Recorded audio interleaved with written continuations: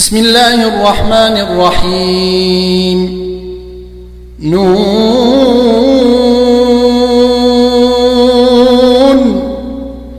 والقلم وما يسطرون ما أنت بنعمة ربك بمجنون وإن لك لأجرا غير ممنون وإنك لعلى خلق عظيم فستبصر ويبصرون بأيكم المفتون إن ربك هو أعلم بمن ضل عن سبيله وهو أعلم بالمهتدين فلا تطع المكذبين ودوا لو تدهن فيدهنون ولا تطع كل حلاف مهين هماز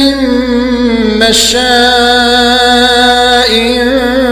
بنميم مناع للخير معتد أثيم عتل بعد ذلك زنيم أن كان ذا مال وبنين إذا تتلى عليه آياتنا قال أساطير الأولين سنسمه على الخرطوم إنا بلوناهم كما بلونا أصحاب الجنة إذ أقسموا ليصرمنها مصبحين ولا يستثنون فطاف عليها طائف من ربك وهم نائمون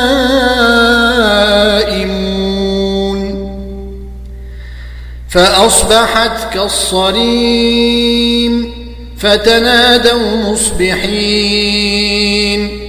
أن اغدوا على حرثكم إن كنتم صارمين فانطلقوا وهم يتخافتون ألا يدخلنها اليوم عليكم مسكين وغدوا على حرد قادرين فلما رأوها قالوا إنا لضالون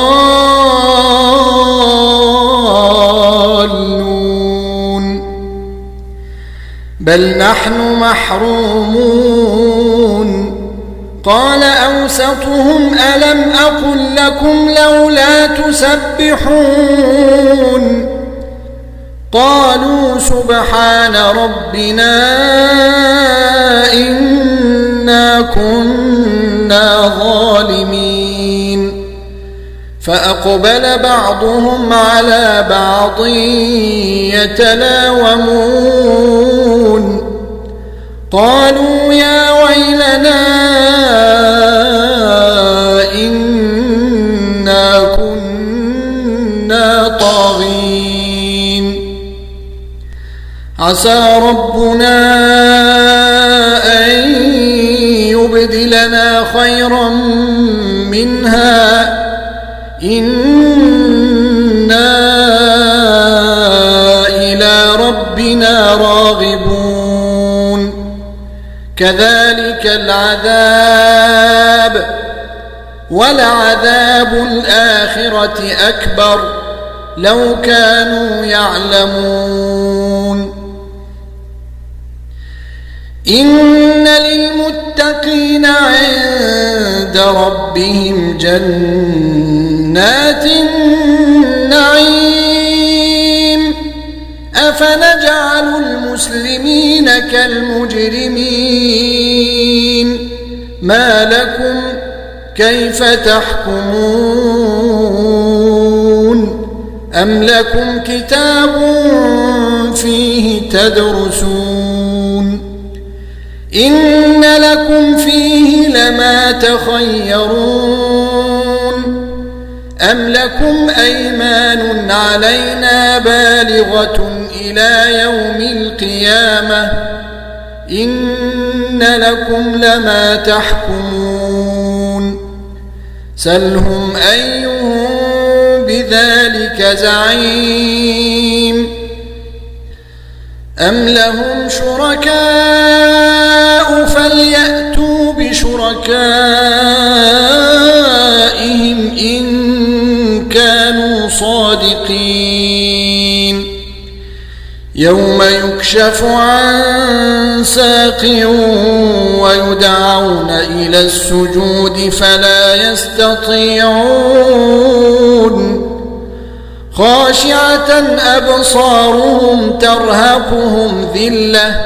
وقد كانوا يدعون إلى السجود وهم سالمون فذرني ومن يكذب بهذا الحديث سنستدرجهم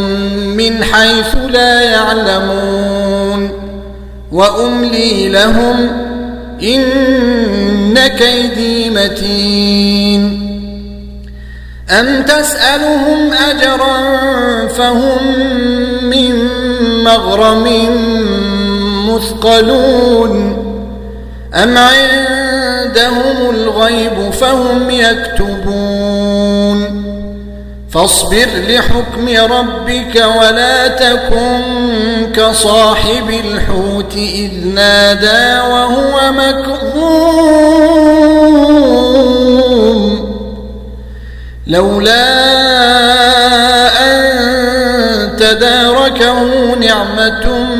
من ربه لنبذ بالعراء